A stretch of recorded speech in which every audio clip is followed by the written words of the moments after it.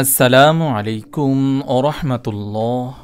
যে ভুলগুলো হলে অজু ও গোসল হবে না।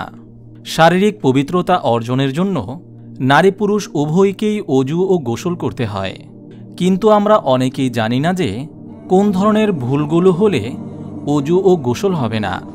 অজুর ক্ষেত্রে অজুর অঙ্গগুলো এবং ফরজ গোসলের ক্ষেত্রে পুরো শরীর পরিপূর্ণভাবে পানি দ্বারা ভেজানো আবশ্যক, অন্যথায় পবিত্রতা অর্জিত হবে না।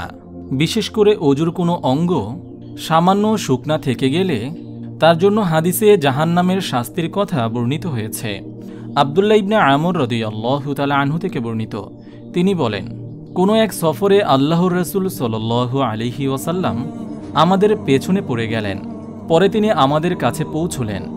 এদিকে আমরা আসরের নামাজ আদায় করতে বিলম্ব করে ফেলেছিলাম, তাই তা আদায় করার জন্য আমরা অজু করা শুরু করলাম। এ সময় আমরা আমাদের পা কোনো মতে পানি দ্বারা ভিজিয়ে নিচ্ছিলাম। তখন তিনি উচ্চস্বরে বলেন, সর্বনাশ, গোড়ালির নিম্নাংশগুলোর জন্য জাহান্নামের আগুন রয়েছে। তিনি 2 বা 3 বার এ কথা বললেন। সহিহ বুখারী হাদিস নম্বর 96।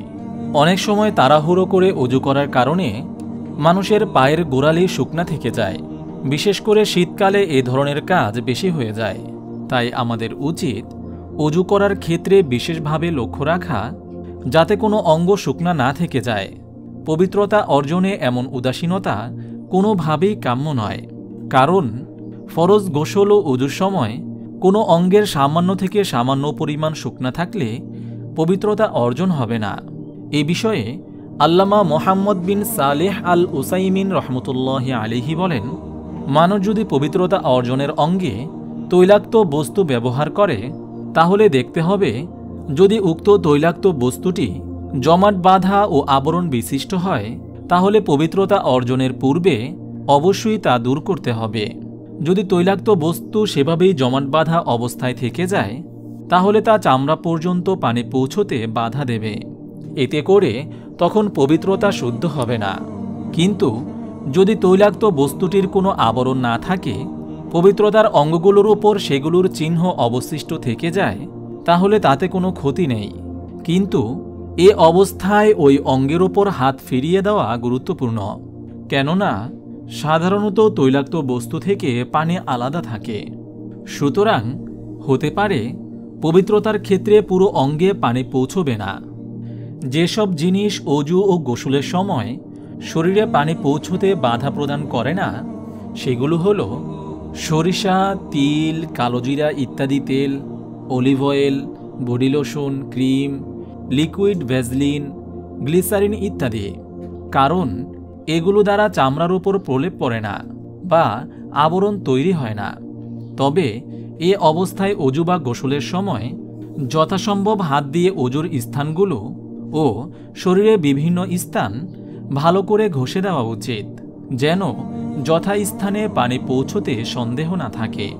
যেমন ঠান্ডার সময় অজু বা গোসল করলে অজুর অঙ্গ প্রত্যঙ্গগুলো এবং শরীরের বিভিন্ন অংশ ভালোভাবে ঘষে নিতে হয়।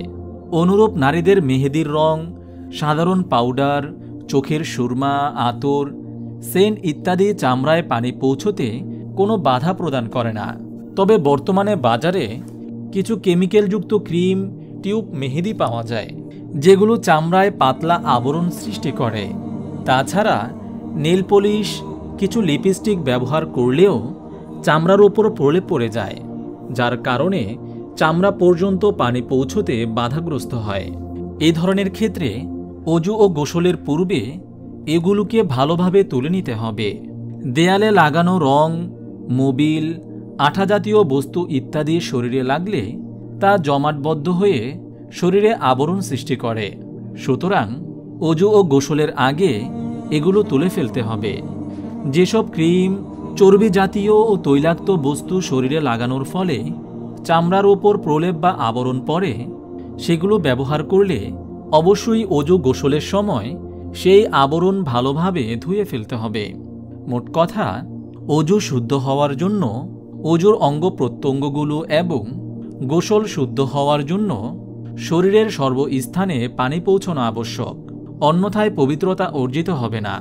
আর পবিত্রতা অর্জন ছাড়া নামাজ এবং যেসব ইবাদতের জন্য পবিত্রতা পূর্বশর্ত সেগুলো আল্লাহর কাছে গৃহীত হবে না।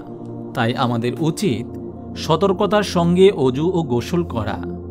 আপনি যদি এরকম ভিডিও আরও পেতে চান তাহলে এই চ্যানেলটি সাবস্ক্রাইব করে পাশে রাখা বেল আইকনটি অন করে দিন।